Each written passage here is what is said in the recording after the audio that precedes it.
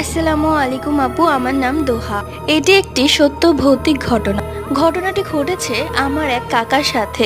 তিনি একদিন রাত করে বন্ধুদের সাথে চরে গিয়েছিলেন। এখানে চর বলতে বোঝানো হয়েছে নদীর মাঝখানে উঁচু জায়গা উঠে সেটাকেই চর বলা হয়। যাই হোক, তারা রাতের বেলা চরে গিয়েছিল। সেখান থেকে তারা ভরপুর মাছ ধরে।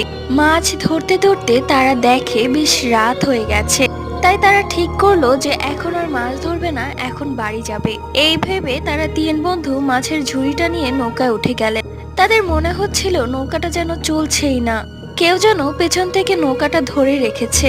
পেছনে তাকিয়ে দেখে কালো এক দৈত্যের মতো তাদের পিছু পিছু আসছে। এটা দেখে তারা বেশ ভয় পেয়ে যায় এবং মাছের ঝুড়িটা পানিতে ফেলে দেয়। এরপর দেখে যে তাদের নৌকাটা হালকা হয়ে আসছে। তারপর তারা তাড়াতাড়ি নৌকা বেয়ে ওই পারে চলে যায়।